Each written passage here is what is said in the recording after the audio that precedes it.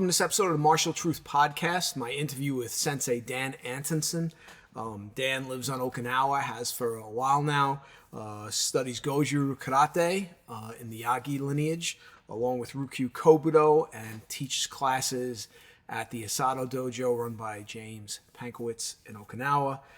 He'll talk and we'll talk about what's going on in Okinawa, karate-wise, Kobudo-wise, martial arts-wise, and his martial arts journey and what it's like to live there and train and teach there. All right, so hope you like that. As always, please click that like, share, subscribe button. Consider becoming a monthly member. All right, we have products you can buy. Clicking that like and share button, subscribing helps the channel. I will be in New York next month teaching 4 days of seminars. I'll put a link to the event that's on Facebook there. So hopefully I'll see some of you guys in New York. We'll do some training. We have some good stuff planned. And that's kind of it. So here's my interview with Dan. All right, Dai Antonsen, welcome to the Martial Truth Podcast. Thank you, Michael Sensei. I'm honored to be here. So I met Dan on my trip to Okinawa back in December. McCarthy Sensei sent him to pick me up at the airport, which was great. And we spent a bunch of time together, different places at the Isato Dojo that James Pankowitz runs. We spent some time together with him and McCarthy. Dan's a longtime practitioner of Okinawan martial arts, specifically Goju-Ryu Karate, right? And also Ryukyu Kobudo. So you're living on Okinawa. What's it like living there? I'm living the dream. You know, the first time I came here, got caught the bug and ended up meeting an Okinawan girl, and we got married in 2004. And when I retired, we returned back to Okinawa. Okay. And so you're still obviously actively training there. You also teach there. So you're teaching on the island. I teach on the island a couple classes a week at James Pankowitz dojo. Right. He was gracious enough to give me some space in the dojo when it wasn't being used. So I run 2 Goju classes and 2 Kobudo classes a week. Okay. And practice actively at the Yagi IMGKA Meibukan Dojo. Okay. And with my Kobudo sensei once or twice a week. Okay. So now you started in Canada, correct? I'm Canadian. I started in Canada, Vancouver. Okay. So who did you start with in Canada? Well, my first sensei was a gentleman called Frank Clayton, and we were members of Richard Kim's association, the Bien Dai Nippon Tokukai Association. Okay. And what year was that? When did you start? That was 1982. Okay. All right. So around the same time as me. I started in 79. So it's around, we're all around that time. So it's very interesting. Now, did you start Kobudo also at that time in Canada? Yeah, Richard Kim's system was Karate and Kobudo. He was a generalist. Okay. He would teach everything. Okay. So he was doing a little bit of everything. So he himself a generalist, he did a lot of different stuff. So when did you kind of decide to go with a particular line of the Goju-Ryu? Well, I followed my senseis, of course, at the beginning. We were Canada Goju with Bob's lineage. And then we went to Goju Kai, which was Gogun Yamaguchi. Sure, right. And around 1988, we got introduced to Meibukan, which is Meitoku Yagi. Okay. And that's the one you stayed with? That's the one I stayed with. I traveled to Okinawa in 1993 the first time. Okay. And Dai Sensei Meitoku Yagi. Okay. That was it from there on, 36 years. And now his son heads the organization? Well, then I went to his son, both his sons, Meitetsu and Meitatsu, but they had a party. So I stayed with Meitatsu Sensei, which was the oldest son. And now he's kind of stepped back and let his son take the reins, and he's basically running the school at this point. Okay. So it's interesting, right? Always. Yeah, human nature. It's and I say that all the time, right? It's a human nature thing. Everybody wants to make it more than what it is. They want to make it about this or that, but it's just kind of human nature, right? People have their own ideas about things. They want to do things a certain way. They may not agree, and they go their separate ways. I mean, it doesn't mean either person's right or wrong. It just means That's, they have a difference. Um, so what would you say? Would you say that there's a difference in the Goju-Ryu and the Yagi line as opposed to some of the other lines? Like, is there an emphasis that you would say is different, or would you say they're all kind of similar? well, basically, they're all kind of similar. A couple of the differences is most of the Yagi line, they like to go to the inside Okay. side line, and most karate and goju, they go to the outside line. It's Okay. much safer and better place to be. You would know this from law enforcement. Right. But Meitoko Yagi, apparently he was known as the Makiwara breaker. He had one of the Okay. hard punches, so he was quite comfortable being on the inside line. Okay. Much more dangerous place to be, Right. and maybe for everybody. But that's one of the main differences with the Meibukan. So that's interesting because in Chen style Tai Chi, one of the things we talk about is attacking the center line. He always talked about the center line. Yeah, and one of the reasons we talk about that too is the fact that when you go down a person's center, the person tries to track you with their eyes, so their eyes actually begin to cross, and it actually makes their brain not be able to process the info. Whereas when we go around to the outside, our eyes can track that. That seems normal, but that coming down that straight line. So it's interesting to me that he was a believer in going straight in as opposed to going to the outside. So that's kind of interesting. So Right. and other than that though, kata are all the same, correct? The kata are almost identical. The 12 Goju kata. Meibukan is unique in that we have 5 Meibukan kata that we do that were developed by Meitoko Yagi. Okay. So what would you say are the characteristics of those kata? Those kata had a lot of influence from his friend in Taiwan, so they're more kung fu-ish. Oh, okay. A lot more ground, like kung fu kata do. Okay, interesting. I would say they're highly influenced by Taiwan. Okay. So do you know who his friend was in Taiwan that influenced him? I don't know what his name was. Just curious because it'd be fascinating to know that. It's a good question that I have to ask Sensei. So it's interesting, right? Because you mentioned that. So those forms, the forms that he created, do they start and finish in the same spot? They don't. And actually, in the Goju kata that we do, they've never mentioned finishing in the same spot. They're not really concerned about this. Yeah, I mean, I never got that either. I really believe that's a tournament thing. You start out bowing in front of the center judge. You don't want to bow out 10 feet to the right of him. I guess people it just looks weird. So let's figure it out so we can do the kata it finishes. But I will tell you, like in Chen style Tai Chi, you don't end the form. The form doesn't finish anywhere near where it starts. And all the Tai Chi forms are like that. The 2 sword forms I know and the 2 empty hand, they're not. That doesn't seem to be a concern. Like, why would you worry about where a form starts and finishes? I mean, worry about doing the form well. I would say generally Okinawa, they don't really care about the Embusan. Now, are those forms long or short? They're quite long. Both. The one that's really short, Byakko, that I really like, the white tiger. Okay. It's short and goes straight forward, covers a lot of distance forward. Okay. And the main one we do is called tench, or some people say tenchi. It's a fairly long kata by Goju standards. I guess I could probably find them on YouTube, right? If I wanted to see what they look like. YouTube. Okay. I'm gonna have to check those out because I didn't know that. So you just taught me something I didn't know. I didn't know that Yagi Sensei created 5 of his own kata. 5 of his own kata. Yeah. I think. Go ahead. No, go ahead. I think they basically had a basis in China or Taiwan, and he formatted it a little bit differently and created them uniquely for himself.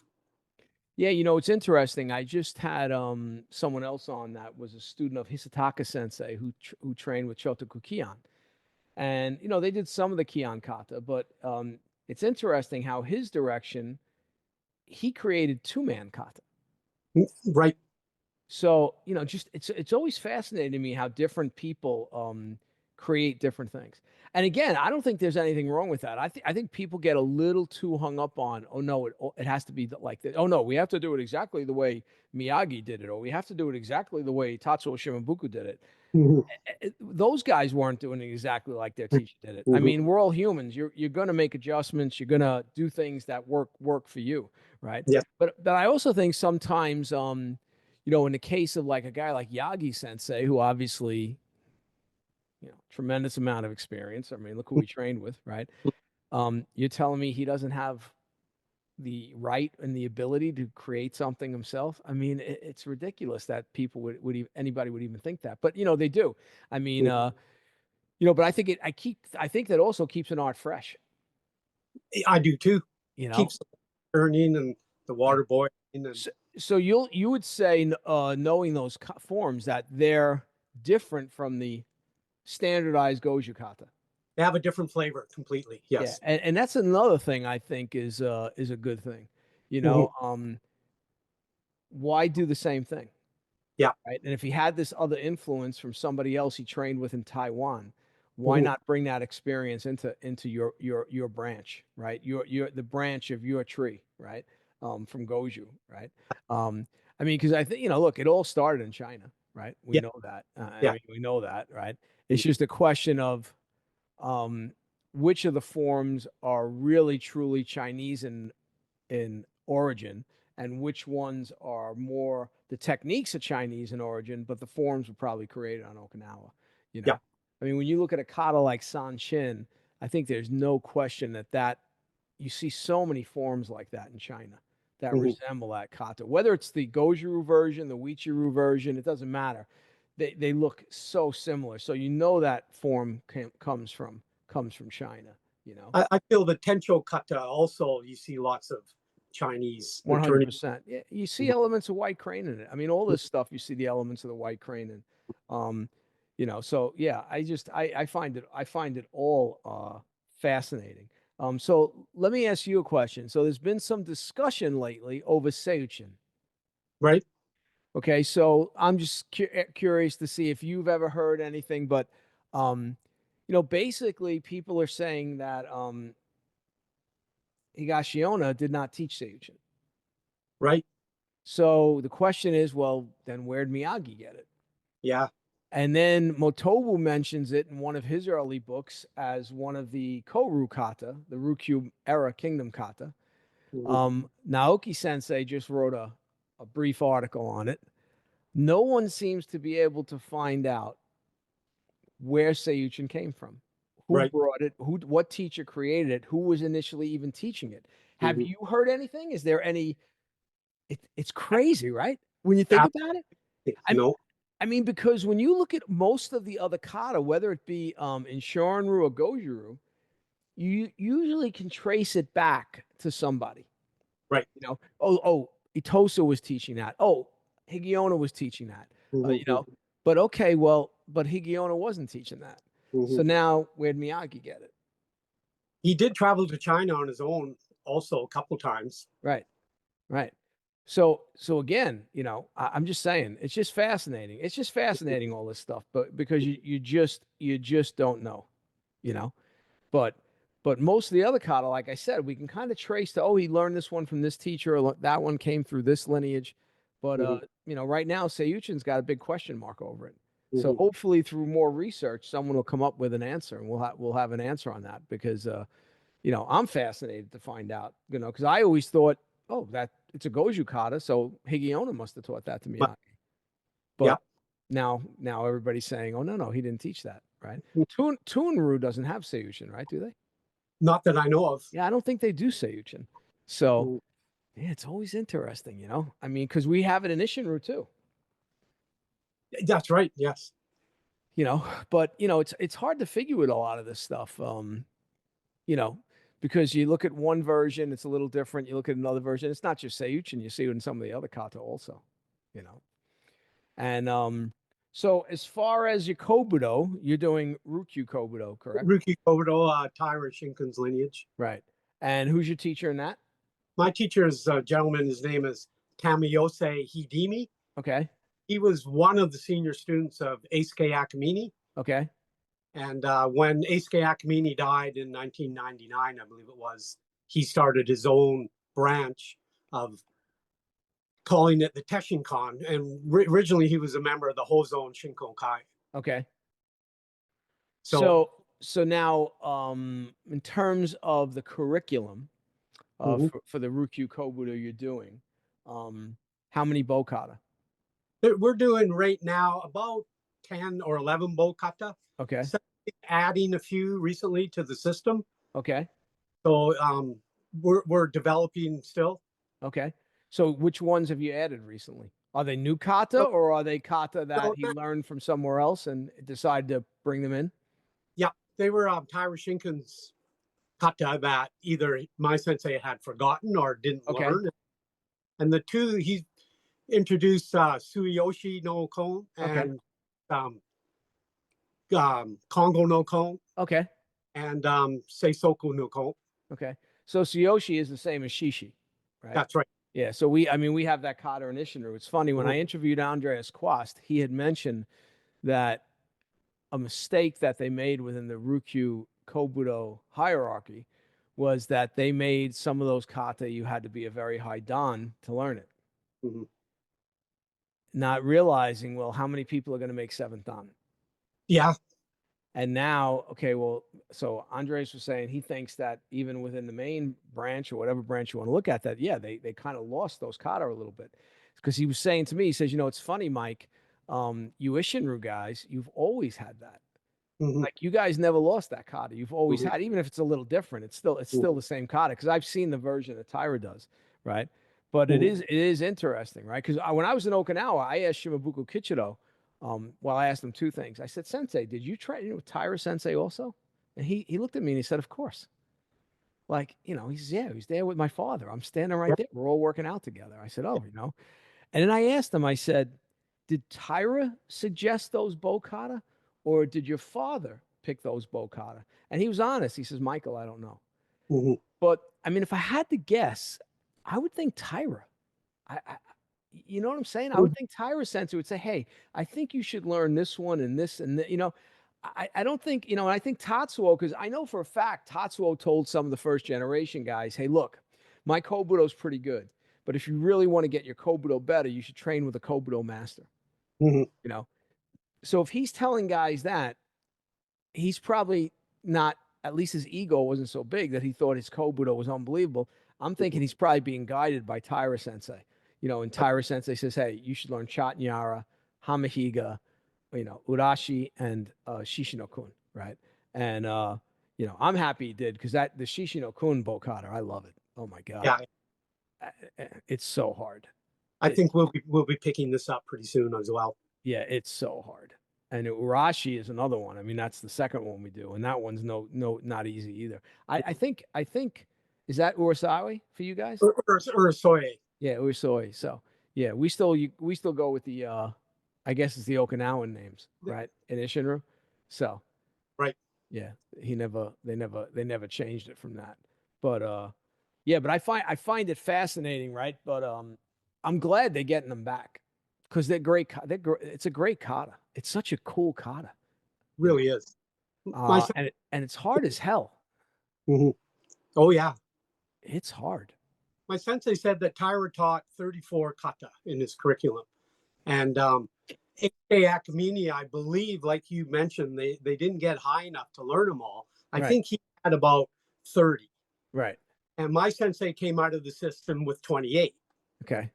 So I think he's trying to fill in the blanks there. And that's 28 bo kata? No, 28. 28 kata.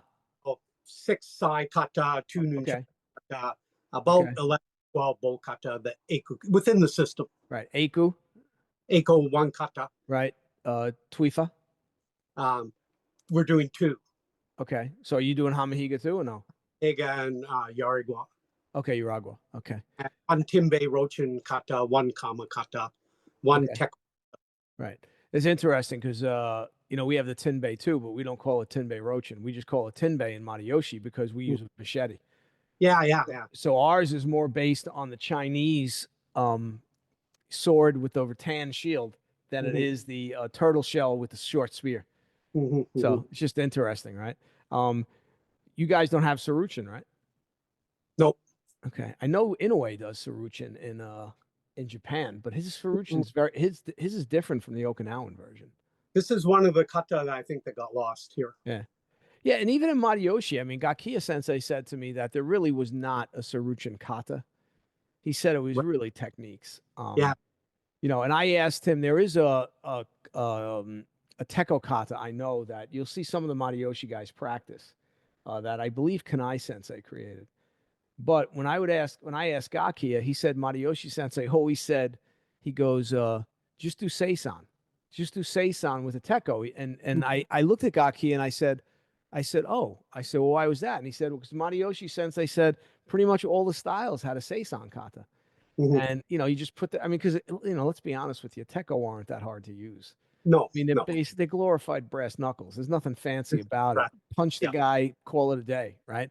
You know, everybody wants to create these, you know, fancy kata or whatever, but in reality, they're brass knuckles. I mean, you know, I took more than one pair off criminals. So, you know, they're out there floating around, you know. Right. But so that's it then as far as the curriculum. Obviously, a lot of two-person drills. We do a lot of bow tie bow and bow tie sai. Okay. But much with the other weapons, little bit, but I think that's I think that's kind of true with everything. I mean, in Matayoshi, you know, it's mostly when I was first working with Gakiya, obviously we did bow versus bow. Everybody does that, right? Bow sai.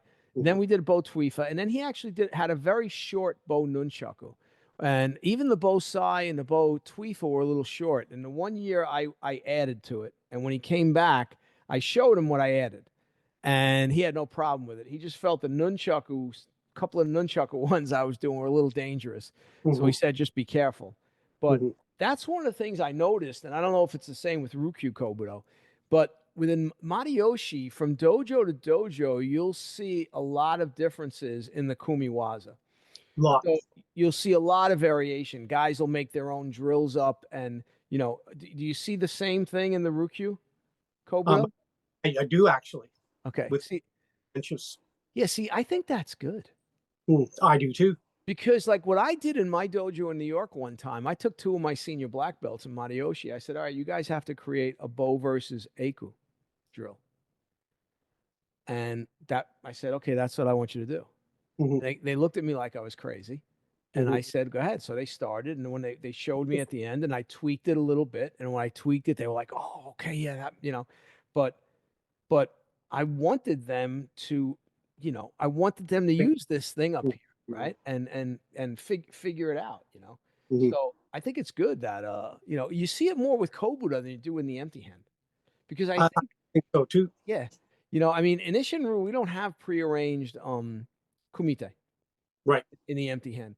We have it in the, you know, and I don't know if you're familiar with we have a bow and bow sai in Isshinryu that, do you know who created it? Was Avicula created it? No, it was Marines. No, Sherman Harrell. I forget who the other guys were. I think Art Smiley and one other guy created bow sai. I forget who created the bow drill. But it's funny, they were created to do as a demo at an Okinawan wedding. Yeah. You know, and you tell people that in the States, and they look at you like, "What do you mean? They're doing karate at Okinawan wedding?" Well, I don't know if they do it anymore. I said, but back then they would do it. I've done 3 weddings. Really?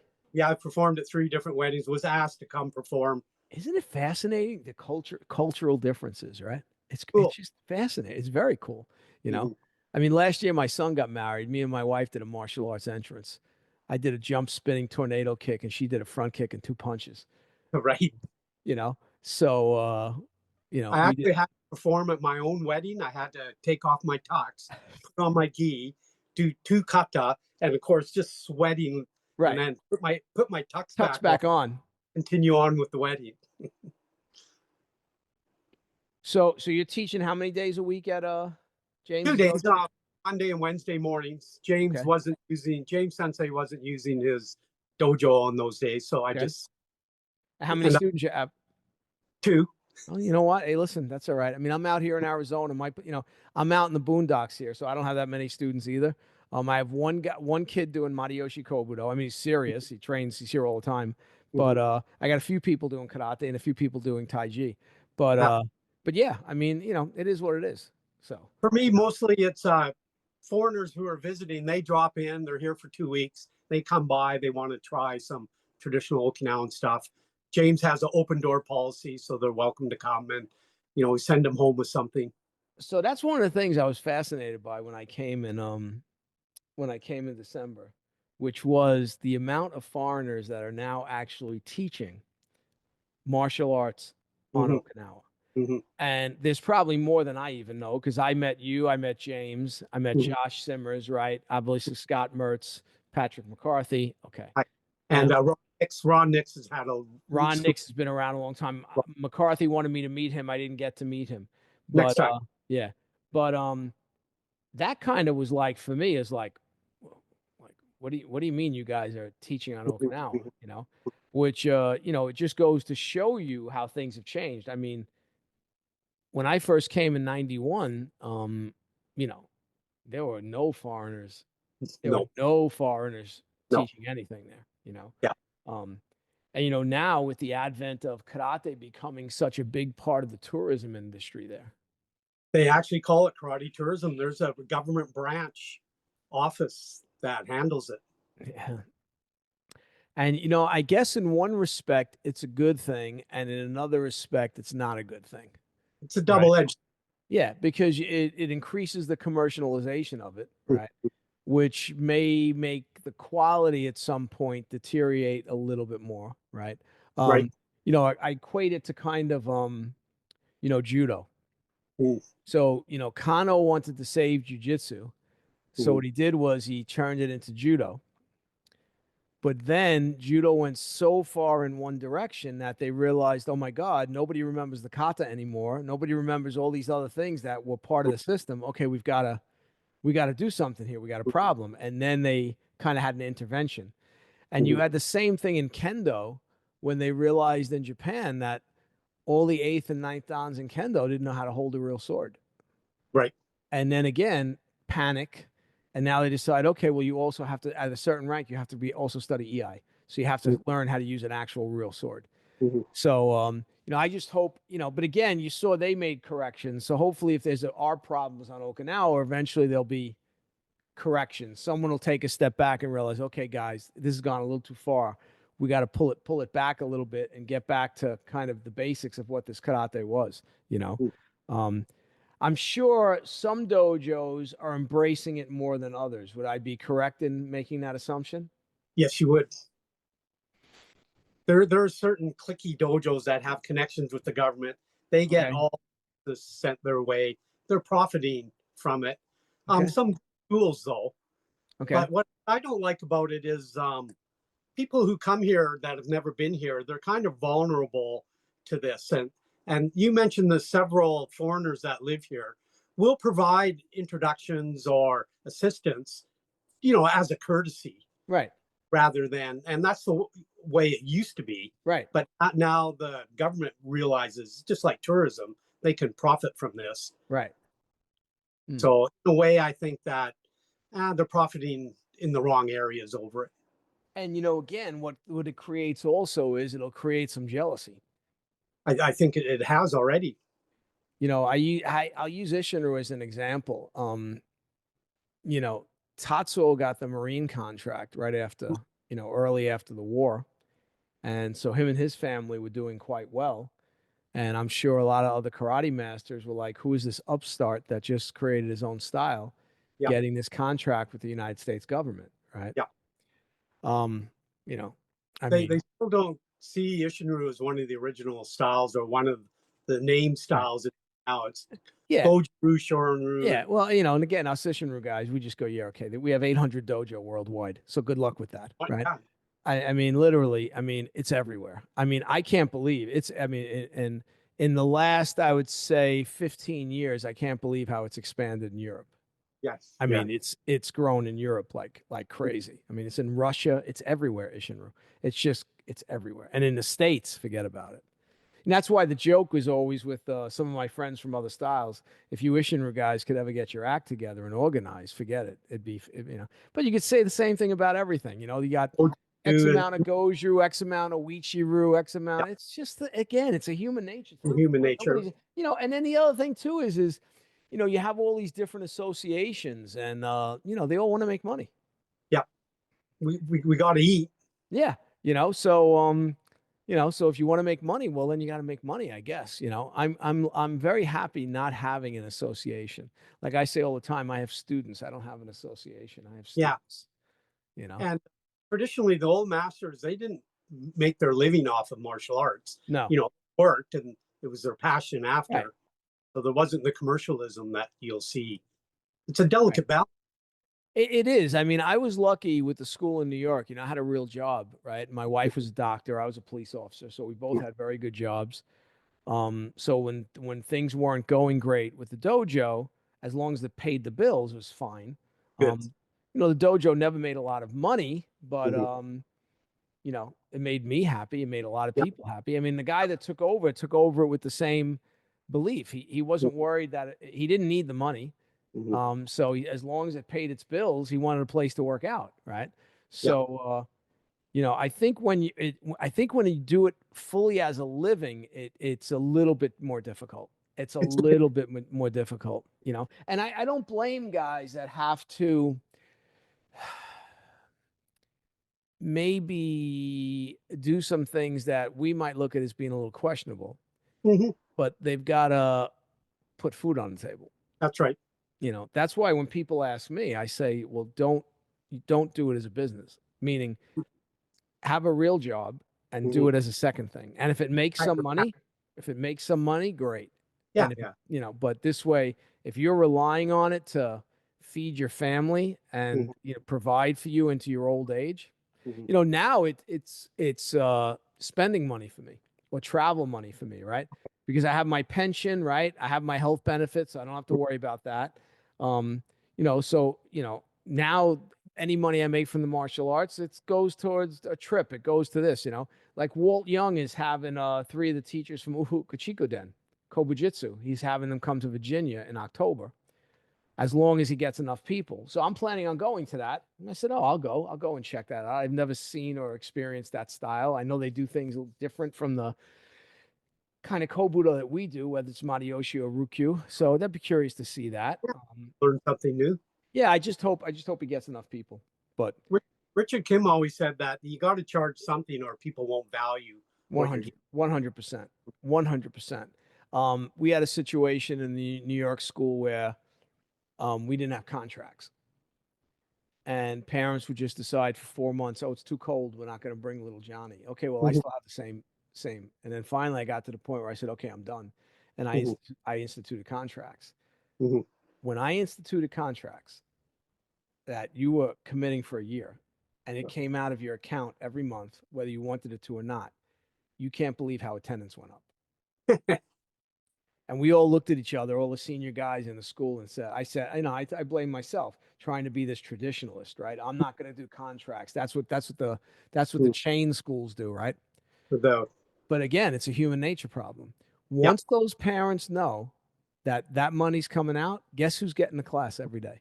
Johnny's going Yeah. to be there. Whether it's 10 degrees or 100 degrees, they're getting little Johnny to class. Like out here, I don't do contracts. I don't have that many people. I don't care. Right. Right.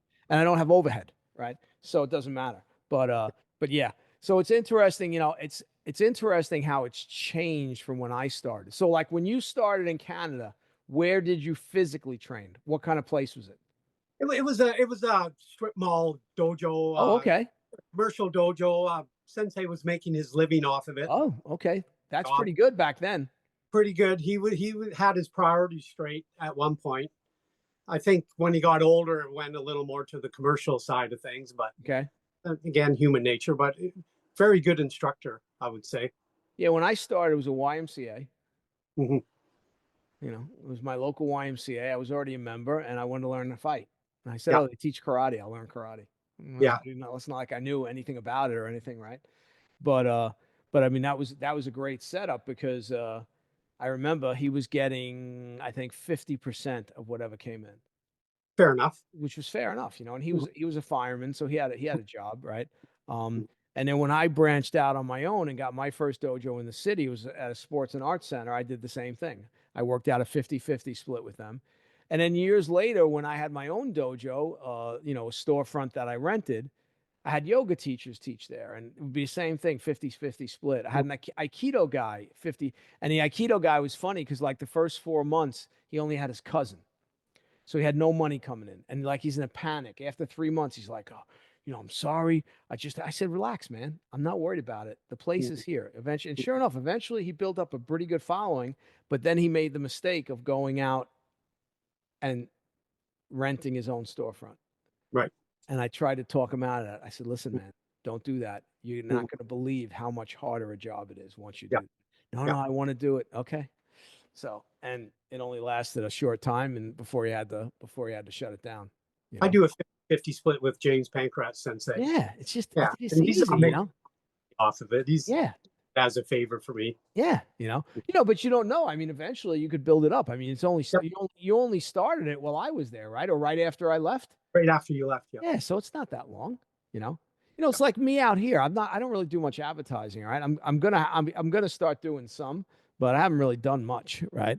But like I said, it is what it is. I mean, I'm very busy with Zoom classes. I do a lot of Zoom classes. Right. I'm doing them so some weeks I've got 13 Zoom classes. Well, that's I've done a couple. I'm starting to do a couple now. And it's great. I do them in all different arts. I've got 2 guys in the UK, and I got people all over the United States. I got one young guy that just started doing them with me from India. So so it's interesting. I mean, and it keeps me busy. How do you deal with the time differences around the world? So, like now today. Yeah. So, again, I know from having done it with McCarthy and, Scott Mertz that I had an idea of what the time difference was. So then I know, okay, I'm going to have to be out here a little later at night, to get, an hour and a half interview in. But yeah, it's no big deal. I mean, you get used to it, you figure it out. I mean, the UK is not so bad because it's only, I think, 5 or 6 hours ahead. Right. So when I'm usually doing those in the morning, and so it's the afternoon for the guy. The one guy I'm teaching, he wants me to teach while he's at his actual class. So that I do 1 o'clock, 12 noon here in Arizona, which is 8 p.m. in London, where he is. And then India, I do Friday night at 6 p.m. It's 6:30 a.m. in the morning the next day there. Oh, that's a big commitment by the student. So he does a half hour. He's 25. And now he's planning on actually coming here to Arizona for 10 days. He wants to come here for 10 days of training. Yeah. I mean, because we set it up out here where we have 2 spare bedrooms. So we get people that fly out and spend anywhere from 3 to 10 days, and they come out for training. If they want to do a hike, depending on the time of year, we do a hike or something else. I have one of my guys from Colorado's coming down the end of June for a few days of training too. So, and then somebody else is coming out in September. So it's, I'm living the life. I'm living the martial life. I think that's what I'm doing too. It's the dream for me. Yeah. Like right now it's great. I mean, I'm doing what I want to do. I don't have, I will tell you, I realized when I came out here how much work I was putting into the New York school. Right. Because it was 7 days a week. Yeah. I'm teaching 6 martial arts. And, I just realized I was still training myself.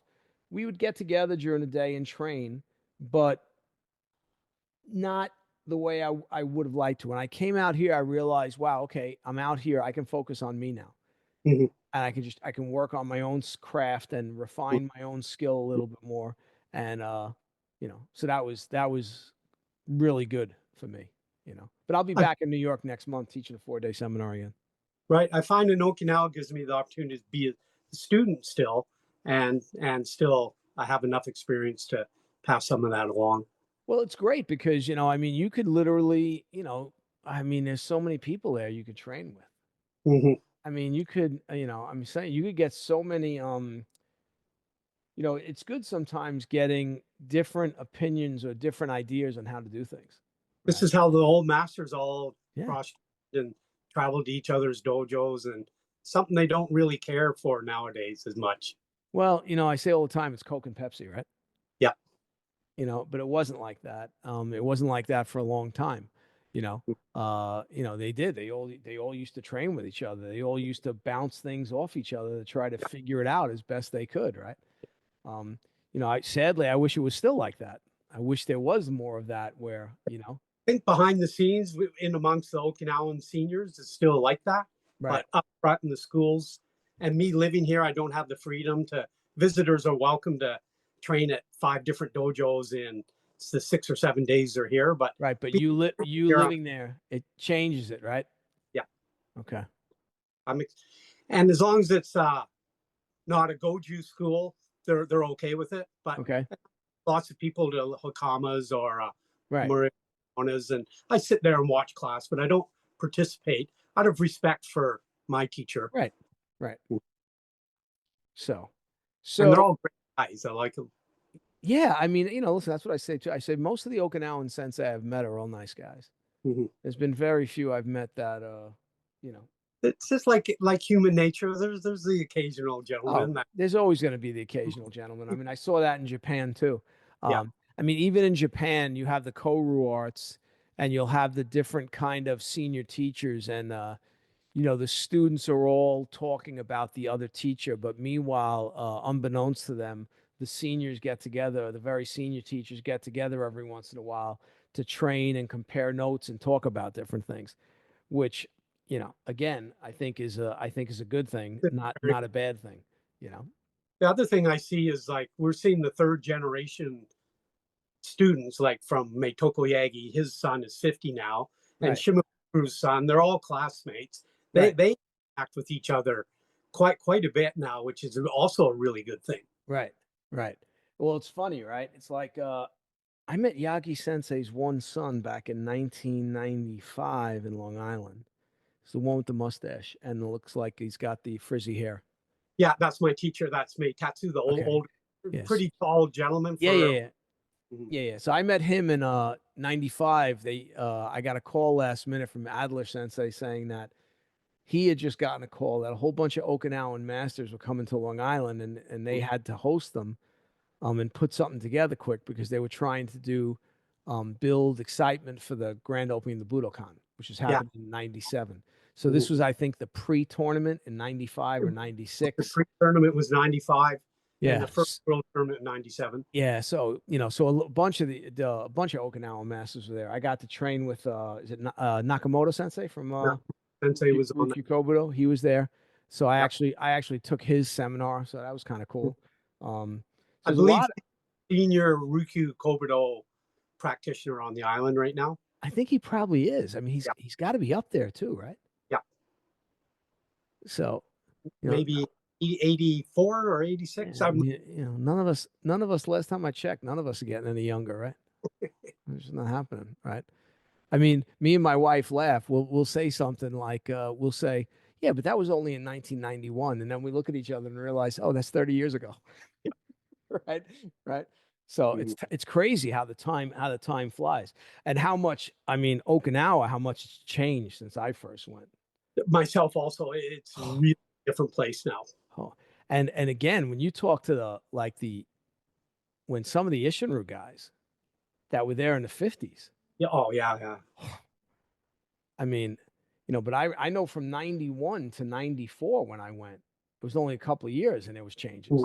And then I had a space where I didn't go for 7 or 8 years, and then that was like, wow. Yeah. And when I first went in 91, I think I saw one other foreigner. I can't recall seeing any the first time I came here. Yeah, I saw one.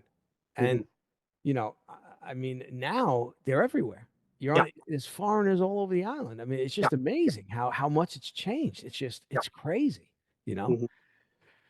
But, I mean, I don't know where it's all going to lead with the karate tourism with, Okinawa. I mean, I'm sure some dojos will benefit. I'm so sure some dojo won't. Hopefully those dojo don't disappear because certain dojos are being shown more favoritism or whatever. I mean, I'd hate to see that start to happen.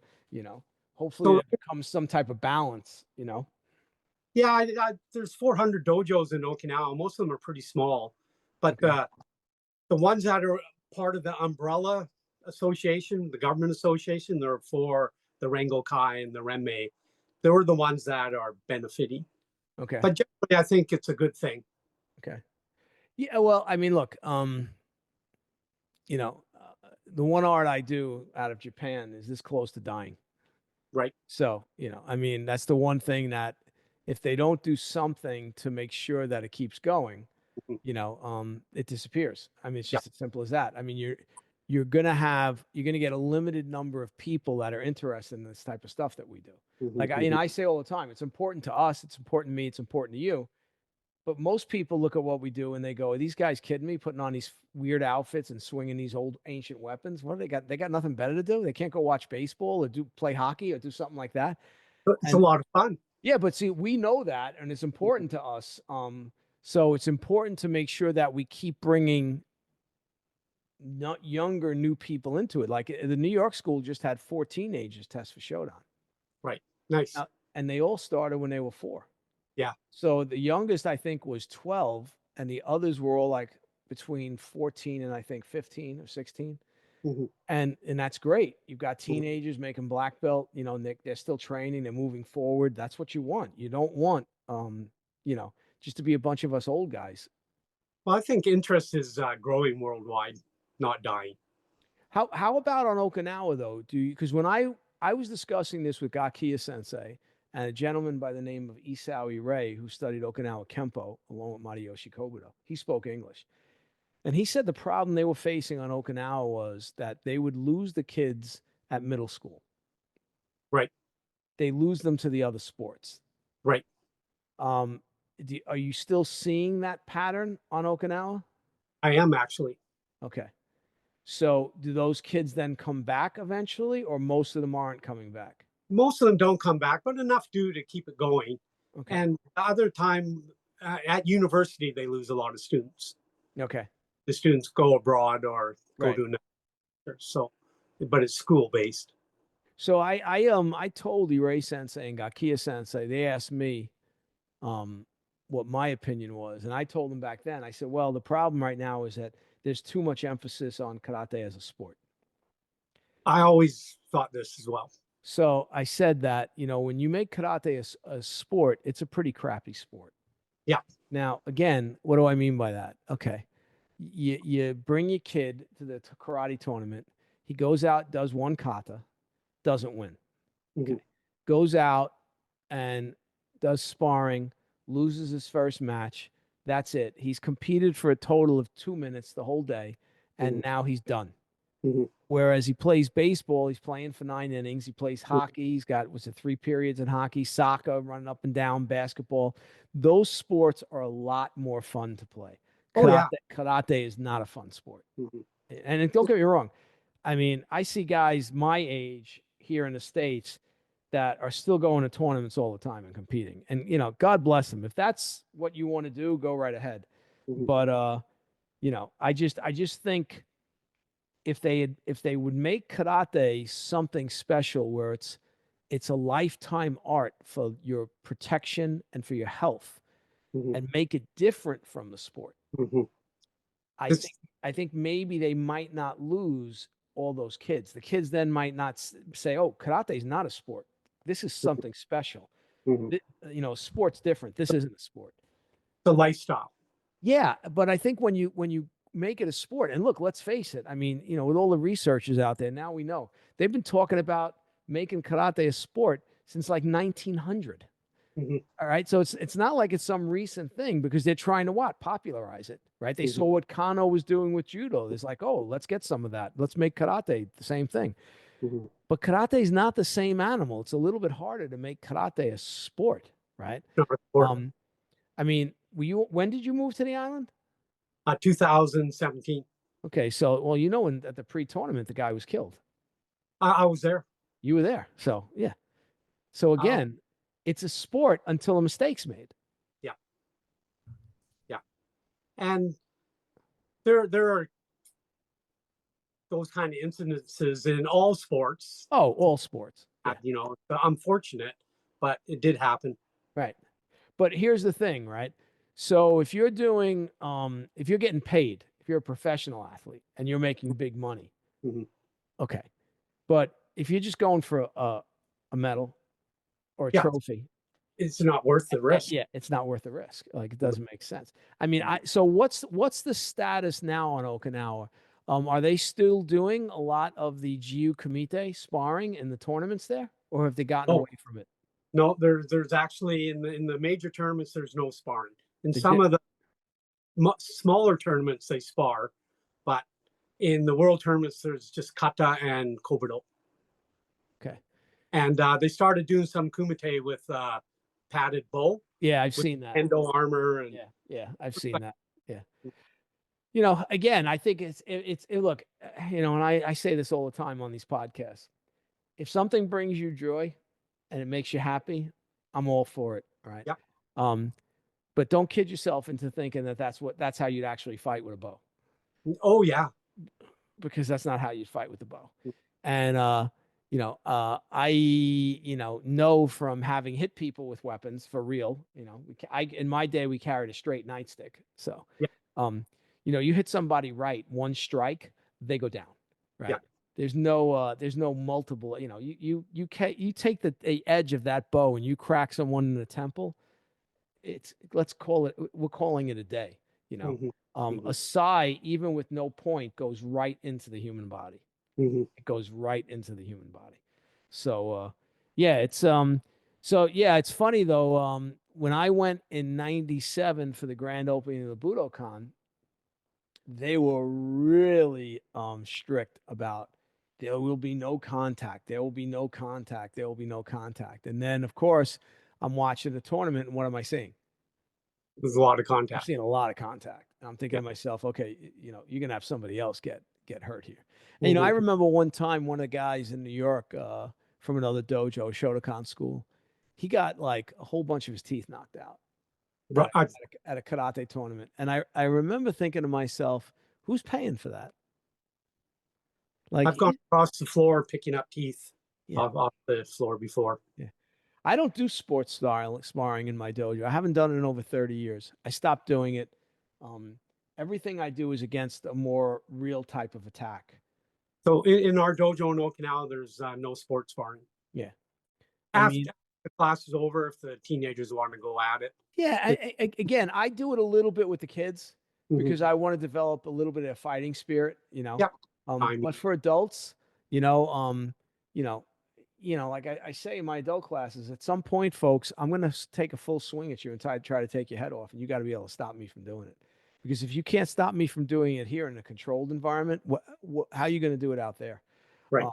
You know, so that's basically what I try to do. And, you know, it's interesting to know how it's changed a little bit. You know, because I remember for years in New York, in the States, a lot of different schools, it was kata and sparring. That's all they did. Right. Yeah. So you did some basics to warm up, and you know, and then you did sparring, and then you did kata. Right. And there was no other aspects. There was no real self-defense. There was no other types of training. You know, it was very kind of limited. And now with the advent of so many people being able to go to Japan or Okinawa and learn and go, oh, wait a second, there's a lot more to this than I thought. Right. And then bring that back and incorporate that into the training. I think it's been better for all of us, you know. So how's McCarthy Sensei doing? Doing really good. I was out at his house yesterday. Good. He's working on his Tyra book again still. Good. Watched some old videos with him, and I'm very fortunate that he's here living so close. It's a godsend for you guys, let me tell you. You know? Yeah. You know, and everybody else is good. James is good. Josh Simmons is good. Everyone, Josh is good. I owe him years. Okay. I see James on a regular basis. You see him all the time, right? All the time. Now, does your teacher come down there at all when you're teaching your Kobudo classes, or does he stay away and you just get together with him? Yeah, he hasn't come yet, but I'm expecting him to be there at one point. He'll show up. I'm sure he will. He'll want to come down and see what you're doing. And will come. Yeah. And usually we go to him. Right. So what are you working on now in the Kobudo? Anything new you're working on? Yeah, well, we did the Manji Sai recently, Okay. and got the Yarigwa Tunfa to add a second Okay. tonfa. I've only been doing one, and I mentioned earlier the couple new bowl kata Okay. that we're doing, and yeah, it keeps it all always interesting. Yeah, you know, I'm a firm believer. I think it's important to keep learning new stuff, Hmm. Hmm. especially when we get to our age. You know, it makes the brain have to really fire different neurons, you know. If you're Right. only just doing the stuff you know already, you know, but when you're learning new things, it's great, Hmm. Hmm. you know. Keeps it exciting. Yeah, Interesting. I mean, I just this past Wednesday, I started studying Eskrima. Right. I'm driving an hour to a teacher here in Ah, Phoenix, yeah. and so I'm going to study a Eskrima and Silat with them. And And when we were together, I mentioned I used to do Yang style Tai Chi. right, Now that I'm a little older, and there's some wushu style that's around that kind of embrace me, and I'm right, practicing them. I love it. They do yeah, so. yeah. You know, So it's really important to. I really think like when we moved out here, my wife started learning piano. mhm. She'd never had the time for that. A doctor, full time mom.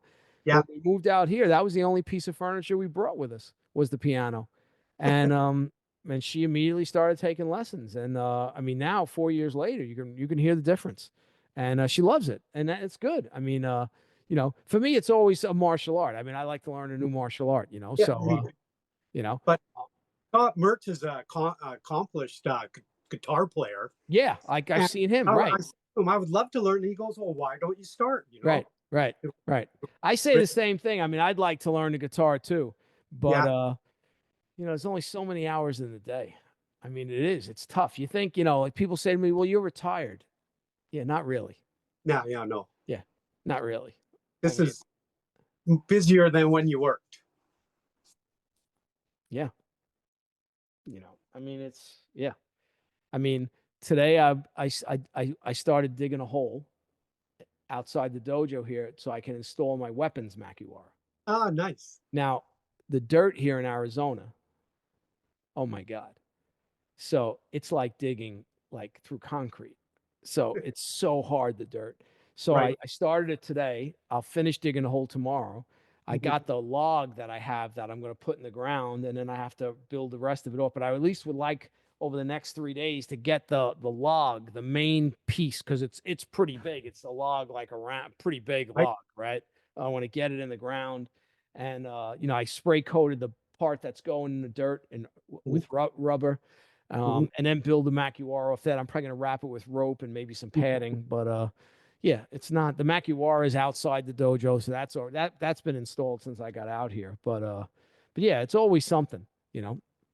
Um, lately on the weapons McWire, we've been putting hockey helmet and a hockey shoulder pads, and the shin pads, and it kind of makes a good striking It surfaces. does make a good striking surface. I had one in my dojo in New York, believe it or not, that was a tire. I just put a tire up on it. The And tires, because of the round, it's great. You can strike all the different angles and everything, you know. This one I'm going to probably make more like a cross, and then with the cross. Yep. yeah, and probably some pieces down at the bottom so you can strike low. But Leg. yeah, I got the room here. I figure I might as well put one in. And you know, I figure I got to do it now before it starts getting too hot. Like today it was almost 100 here. Wow. But tomorrow's only going to be in the 80s and Monday's only going to be in the 80s. So, good days to dig and to do that kind of stuff outdoors before it starts getting crazy hot. So, So mention when your students come or visitors come, they got to be concerned about the heat. you know, it's interesting, right? If they come like the guy that's coming end of June, like there'll be no hiking. Yeah. Right. Like if he says to me, "No, Sensei, I really want to do a hike." I say, "Okay, you want to do a hike?" He goes, "Yeah." I say, "Okay, well, we got to be in the car at 5 o'clock in the morning. Mm-hmm. We got to be at the hiking trail by 6, Mm-hmm. and we got to be back to the car by a certain time because it gets Mm-hmm. too hot." Mm-hmm. And we've already had 2 people die out here on Right. trails, and it's Yeah. not even that hot yet. Yeah. Okay, people die out here all the time. Like Mm-hmm. the Arizona sun is not like the Okinawa sun. Mm-hmm. This sun out here, it'll kill you. I Yeah. mean, you know, so you know, so it depends. Like last year, I had 2 guys come out in May So we went pretty early, and I gave them. I make everybody take extra water. I always carry a backpack, and I throw extra bottles in there. I have protein bars and everything just in case. But sure enough, on our way down the trail, a woman had fallen and broken her ankle, and she was with like 5 of her friends. And I looked at her and I said, "Okay." I said, "Did you guys reach out for help?" They go, "Oh, yeah, they're coming." I said, "Okay. Um, you have water?" No. No. So I kind of look at her and her friends. I go, "You don't have any water?" She goes, "No." I said, "Okay." So I take 2 bottles of water out of my backpack. I had half a bottle left. I knew we only had about 2 miles. I knew I'd be fine. Give her two bottles back. "You have a hat?" "No, I don't have a hat." I said, "All right." I take my cap off. I'm used to. I'm out here a lot. I'm going to give him my cap. So one of her friends goes, "No, no, I'll give him my hat." I said, "Okay, put the hat on." Right. I said, "You have any power bars?" And she goes, "No, no." And the friend goes, "Ah, she won't need those." I ignore the friend completely. I go, "Take these 2 power bars, and if you start feeling faint, you eat one of them. Do you understand me?" I said, "This sun is no joke." I said. And so when we're walking back, my 2 students, one's from Ohio, one's from Alabama, they said to me, they go, "You said bring extra water. You said bring a couple of power bars because you never know what could happen out here." So that's the thing out here. If you could stumble and trip and hurt yourself. Yeah. And now you're stuck in that beating sun. It's dangerous. So, but yeah, this time of year, you don't do too much hiking. Right. So, but look, 8 months, 9 months out of the year here, the weather's amazing. I mean, I just bought my wife a kayak for Mother's Day. She was out kayaking on a lake last week. I mean, it's fantastic out here. A lot of outdoor stuff going on. Before I came on with you, I was watching one of my students. She does barrel racing and Oh yeah. oh yeah. So she's, I'm watching her ride the horse. I'm like, man, look at this, right? Like it's so impressive, And she's doing a karate and tai chi with me now. So it's great. It's a more physical culture out here. There's a lot more stuff going on outdoors. A lot of outdoor stuff. So, A lot of outdoor activity. so good move for you from New York for your retirement. 100%. I mean, it's cost of living is less out here. The weather is 100 times better for my joints. So, Yeah. I have the bad knee. My wife has an autoimmune disease. She's in Jersey right now. She told me as soon as she got there, she could feel the humidity, right? And so yeah, it's great out here. I mean, we're here. We're done. That's it. I mean, I've always had a fascination with the West. So for me, it's been great. I love being out here. I mean, there's so many different things to see and go do, and and I'm slowly, like, I just started training with this other group who also does Kobudo. I'm doing this Filipino arts with them, but they also do Kobudo and they do karate. So now I'll have a few more friends there. You know, and again, it'll slowly grow out here. I'm not looking to have as big a thing as I had in New York. Right now I'm teaching Tuesday, Wednesday, Thursday, and Saturday morning. But I'm getting rid of Wednesday, and hopefully I'm just going to teach regular classes Tuesday, Thursday, Saturday. Nice, yeah. And then if somebody wants privates or something, different story. Or if someone, like, I just had a guy come out for 4 days. I mean, we were out here all day. I mean, literally started at 8 or 9 o'clock in the morning, didn't finish till 8 o'clock at night. I mean, taking breaks for lunch and dinner, but we were out here training. And he came out for 4 days. So yeah. And then I'm out here every day myself training. So every day, no matter what, Myself also every day. Yeah, I mean, it's important. I mean, how old are you now?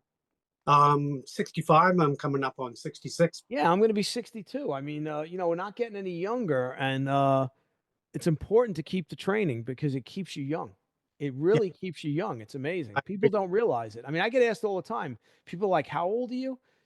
Or the teenagers get all mad when I do a jump spinning back kick on the heavy bag and they can't do it. And they're like that's just not right. You shouldn't be able to do that. Well, it's called practice, So if you practice, you can do it too. But I think at our age, still hanging and banging, I think is very, very important. Health benefits. And yeah, we're at a 40-year high school reunion, and my wife, after half an hour, she goes, "These guys are the same age as you? Yeah. They your father." Yeah. So I think this is one of the long-term benefits of practicing the martial arts is Yeah, and like in my line of work, law Mm. enforcement, guys that there's a handful of guys that retired after me that have already passed on. Yeah. You know, so again, got to take care of yourself. It's important Mhm. to take care of yourself. So, And they've got the mental aspect also. oh, 100%. I mean, for me, when I retired from the job, I mean, that was it. I wasn't, Mhm.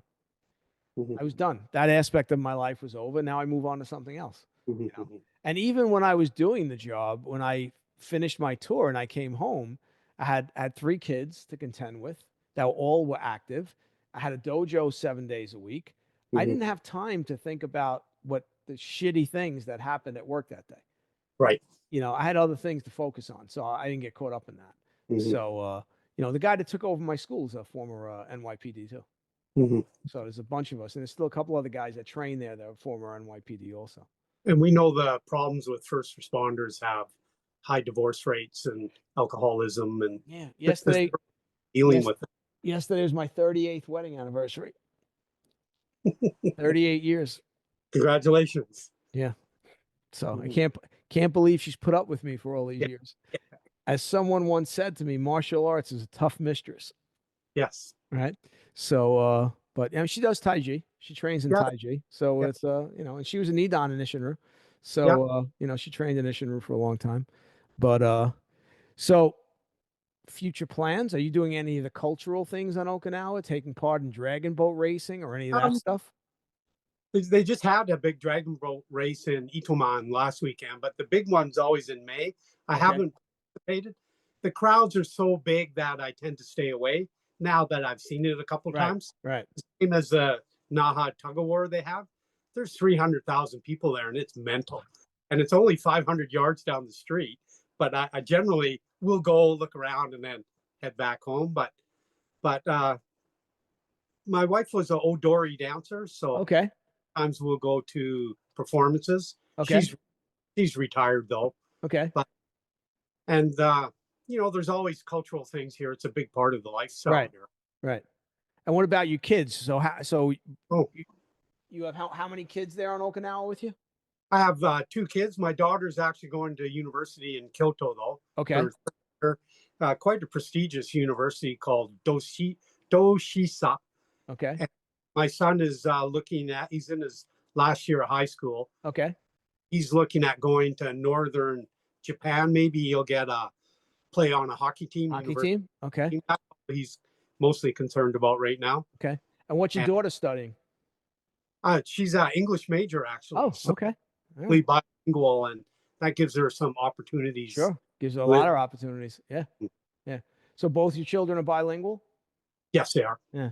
Yeah. That's great. I mean, my father spoke fluent Italian, didn't teach me or my sister. Well, we lost the Italian language also. My mother was It's funny, right? How things have changed now. If you're bilingual, it's they yeah, it's a benefit, my But mom. back then they didn't think like that. She said after the war, the Italians were a little bit Right. discriminated against, so it wasn't advantageous to speak Italian, and we lost the language also. Right. How much are you seeing the Okinawa language spoken there now? Glad you brought that up. There's a resurgence for the Uchinanguchi. Right. Wife is quite fluent in it, Okay. Odori dancer, and so she's taught me a fair amount of Uchinanguchi, and Okay.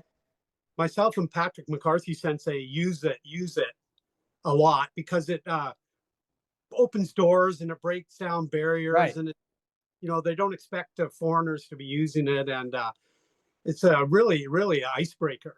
So now Uchinaguchi that's the formal language?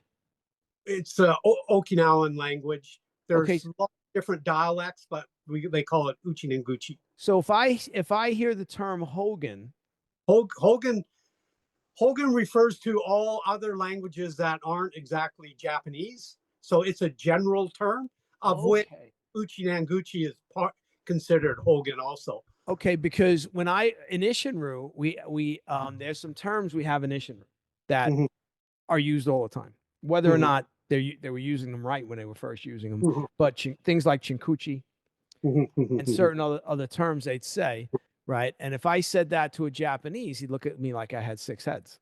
Yeah. Because it's not Japanese, right? Yeah. So Hogan is the catch-all for any foreign language can be considered. Okay, if I'm not mistaken. Okay, and Uchi-no-guchi is actually the official language of Okinawa. Okay, and that has different dialects? There are different dialects depending on where in Okinawa you are, whether you're in Nago or Naha, or if you're on one of the off islands like Miyako or Ishigaki, they have their own dialect. So in Okinawan Kobudo, you guys call them Tuifa or Tonfa? I've recently asked my sensei about this, and there's several different. He likes Tunfa. Okay. And generally on mainland Japan, they say Tonfa. Right. And now the way you say Tuifa is dialects, and he says it doesn't matter; they're all acceptable. Right. And Matayoshi calls it Tonkwa. Yeah. Tunkwa. Right.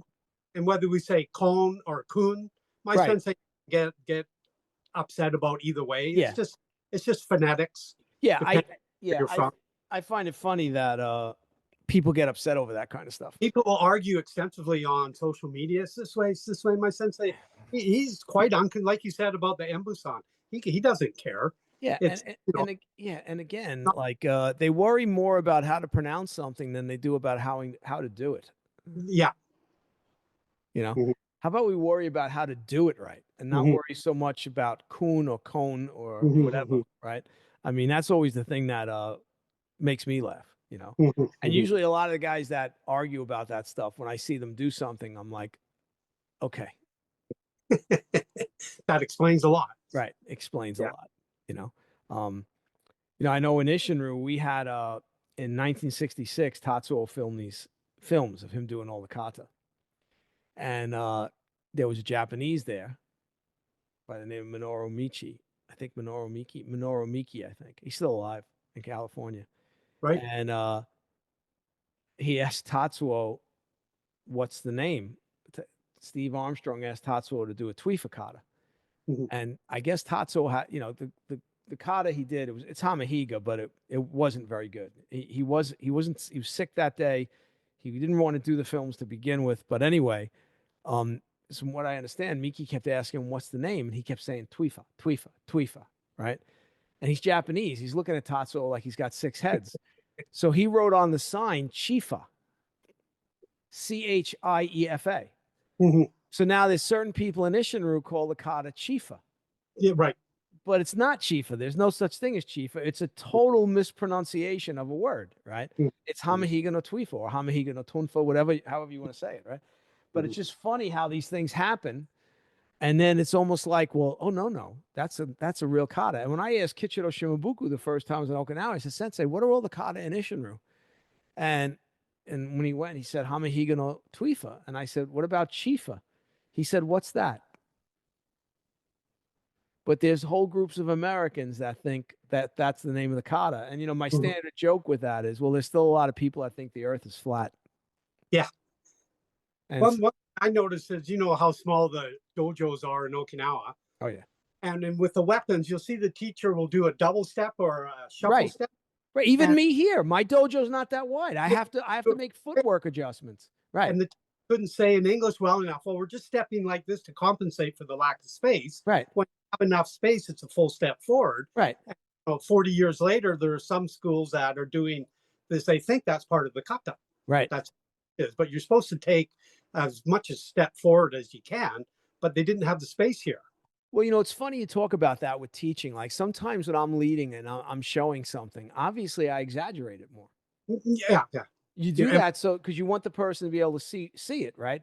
And then all of a sudden you'll come down and you'll watch the person doing it, and they're doing the exaggerated move. They're copying you exactly, right? And then you have to fix it. And so yeah, I mean, it's interesting that how certain things kind of will creep in. Yeah, like the stances on mainland Japan. In Okinawa, the stances are a little shorter. Right. And I think this is a similar situation. Right. That it grew in that direction. Well, I have a guy who trains with me in New York who's a 6th Dan in Shotokan, and I've said to him, show me the show me the photo of Funakoshi in a long stance. Mhm. There are none. Right. So It was it's kind of started. it was his son that changed that, right? Yeah. And and again, I mean, even like we train in Tai Chi, we train in wide stances and try to get low to train the legs. But Exactly. I was as going to say as Master Chen says, when we fight, we fight. We don't even think about stances. when Like you're when we moving, you're Kobudo, moving. always a very low Yeah, shikodaku, yeah. and says this is just for training purposes. You would never fight like that. No, natural. You can't move if you're that wide, But yeah, So yeah, it's just interesting. But I yeah, I love the Kobudo. I mean, doing it a long time. I really like it. A lot of fun. Yeah, and for me, it's good because I can travel in the Ryukyu world a little bit, and I can Mhm. travel in the Matayoshi world, Mhm. because you have some of the Ryukyu kata in the Ishinru, right? Yeah. Which is kind of cool. And I always find it interesting because the Ryukyu ones we do have in Ishinru, especially the bow, are some of the harder ones. Yeah. I find it interesting that when a guy who's been training in Matayoshi with me for a few years, and now he finally in Ishinru gets to Urashi no Kun, right? And he's like, he says, man, Sensei, these kata are hard. These bow kata are hard. And I'm like, yeah.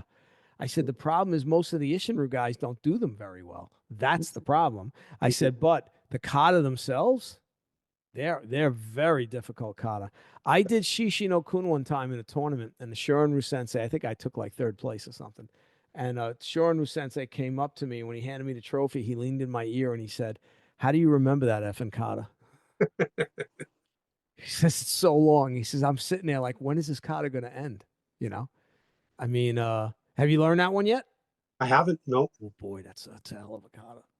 But what you said, whenever I'm traveling in Canada, my good friends are all Ishinru. Most of them are Ishinru students.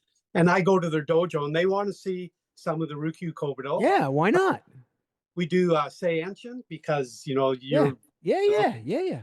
and they're always so interested. And we'll do a side by side and compare the differences. And Yeah. it's It's education. so I don't know if I trained with a Goju Sensei for a while. Bob Tayani, who was originally trained, he lived with in Yamaguchi for a year, and then he was with Sasui Ishikawa. Mhm. But anyway, so when I first started training with him, I wasn't learning Goju-Ryu, but Mhm. because I knew Sanshin and Seuchin, so those are the first kata he wanted to work with me on. Mhm. And he had some interesting things in comparing the two versions of Mhm. Seuchin. Mhm. He liked the fact that the Ishinru version, they didn't go out on the 45. Yeah. Like he said to him, he goes, look, I'm Goju, I got to keep going on the 45. He goes, but I think the way you guys do it, I think that makes more sense to me. It's interesting. The Ishinru guys are always quick to say Tatsuo changed everything. Tatsuo changed everything. Look, maybe he did, but I don't know. But like Andy Quas once said, he says, well, maybe that's an earlier version of Seuchin he learned. And then Miyagi maybe settled on finally, no, this is how we're going to do it, or whatever. I mean, and we're never going to know, but I mean, that's just as good as an explanation as anything else. A good explanation is pre-war or post-war. Yeah. Things changed quite a bit. Yeah. So Yeah. And then I had never realized until Andreas and I think it was Yannick Schultz told me that there were rail lines in Okinawa pre-war. there was a small gauge train that went from Naha to Nago. Yeah. There's an engine still here in Naha that represents it, and they never rebuilt it after the war. But obviously pre-war they could get down to Naha. My wife's mother told us of riding the train when she Okay. was a young girl. Yeah. So I had never known that. So that's why it's fascinating. I said to the researchers all the time, I really feel like we're living in a golden age right now of karate research. I think so too. Like you were talking about Seienshin earlier, that information is gonna be found somewhere. Yeah, someone's gonna track it down. I mean, I was talking to Walt Young too about one of our other kata in Ishinru, and how ours is different than the other branches that study with Kion. Mm-hmm. And Walt has a few ideas, and again, who knows? But our our wansu's a little longer. There's extra moves in ours that aren't in the one that the Shimabukuro does and the one that Nakazato does. Those are both shorter. Just eliminated or changed? Yeah, I don't know. You know, I find it's all fascinating, you know. Walt was even saying that maybe Tatsuo had learned another version of Wansu from somebody. I mean, we just don't know. There was so much going on back then, you know. And who's, like we mentioned earlier, who's to say you can't add your own little spin on it? 100%. I mean, you know, no question. I mean, obviously we see that in I mean, you know, Tatsuo created his own kata too. Yeah. You know, when I do Ishinru seminars and I talk about that kata, I make people do some math. And when they do that math, they're usually surprised. Like one of the things I have them do is I tell them to add up the amount of open hand techniques in Sun Tzu kata and then compare it to the rest of the kata. You'll see Sun Tzu has a lot more open hand techniques. Right. You know, add up the amount of elbow strikes in Sun Tzu. You'll see there's a lot more elbow strikes in Sun Tzu. So it's just interesting. There's certain things that he wanted to emphasize in his kata a little bit different. Whereas in what we hear, what the Okinawans did was they closed the fist, right? And here's Tatsuo opening it up again. Like he's doing a lot of open hand stuff in the, and you know, I think when people talk about the Okinawans closing the fist, you know, I know when I started karate, I don't know if it's the same for you, is like, oh yeah, the Chinese would strike with the fingertips and they do this, right? But that's not what they were doing. They're seizing. I mean, in Shen Tai Ji, we have mostly open hand techniques. It's almost all seizing. It's not, you know, and when we punch, what do? We punch with a fist, right? Yeah. So, you know, I think that's, again, like kind of like that farmers created karate. I think it's one of those things that started, but yeah, that's really not what came from, you know, the peasants, you know, using farm implements. Most of the weapons were already weapons. Oh, yeah. Most. Well, I say all the time, too. I say, what came first, the stick or the rock? As a weapon, right? But I mean, you look at some of the ones in Masayoshi Kobudo, you know, shield and machete, that's clearly from China. Sensetsu Kon is clearly from China. Yeah. You know, and frankly, I mean, you know, I think the way we use it in Masayoshi Kobudo is okay. But when you see someone highly skilled with it in China do the 3-section staff, right? It's like, it's a little bit different. Me, it's one of the weapons I've never really touched. Yeah. Oh, it's fun. The dojo, but yeah. So when I learned it from Gakia Sensei, and I learned it using a Shiredo Sensetsu Kon. So Shiredo Sensetsu Kon is made of red oak. It's ridiculously heavy, and I'm swinging it, and I'm hitting my ankle. I kept hitting my ankle because I was just learning it. And, you know, and Gakia was using this cheapo rattan one I had that I bought from like Century Martial Arts. So I thought he'd want to use the Shiredo one. And he's like, no, you use. I was like, okay. And then at the end, he says to me, he takes the Shiredo one. He looks at me, he goes, Michael, no good. Right. Too heavy. You cannot swing this. It's too heavy. Sensetsu Kon has to be lighter. You have to be able to swing it. This is too heavy, right? And he says the rings. No, it gets all. No, he goes rope. You know. Rope. So he made me one out of rattan. Yeah. Oh, right. Which I still have in a dojo, and that's the one I primarily use. But it's fun. It's a fun weapon. I mean, look, they're all fun. I mean, you know, senior teacher once said to me, "Why do you waste your time doing that Kobudo stuff?" You know, and I was like, "Because it's fun." And I said, and you know, and again, I've been in a lot of life and death situations, and there's nothing wrong with doing some stuff for fun. And I think you learn a lot from the weapons from the Kobudo in terms of different distancings and different stuff, because each weapon is like studying its own individual art. Yeah, it really is. Like we call it Ryukyu Kobudo and Masayoshi Kobudo, but every single weapon is a different art. They originally came from different parts of the areas of Okinawa, or from different people. Right. Ira collected them all before they were lost in history. Created the style like Ursoi, and most of them are named after the place Hamahega. Right, the local place where they were practiced. And and they're very different from each other. Right. So yeah, it's fascinating. So what's the plans for the future? Any plans for the future? Or are you just going to keep living large in Okinawa?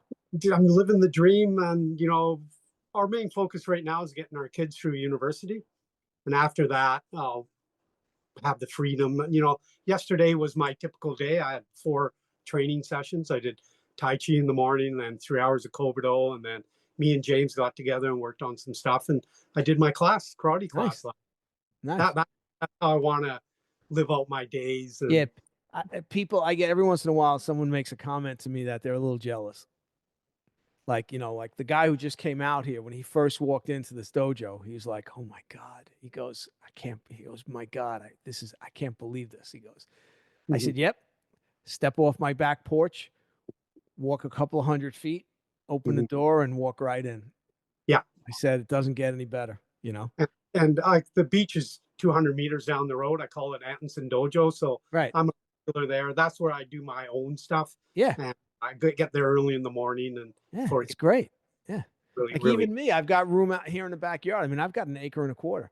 So I've got a lot of room. Like, and when it's nice, I'll go out in the back and swing the Sensetsu cone and the Seuchin, because you have all the room. So you can really cut loose and not worry about having to break something in the dojo with those weapons, But yeah, it's great. Well, listen, Dan, I appreciate you coming on. Good. Like I mentioned, an exciting thing for us. The Emperor of Japan's going to be in Okinawa for their Memorial Day. Okay. And there's a lantern lighting festival for Memorial Day. And of course, there's karate demonstrations and Asa and Odori. And right. So our club is doing a 15-minute demonstration basically for their emperor. He'll be in the hotel room looking down on the park. So are you doing is it Goju or is it Kobudo? Goju, no weapons. Nice. Okay, no. Goju-Ryu. Very nice. Well, that's exciting. Part of the dream. That's exciting, man.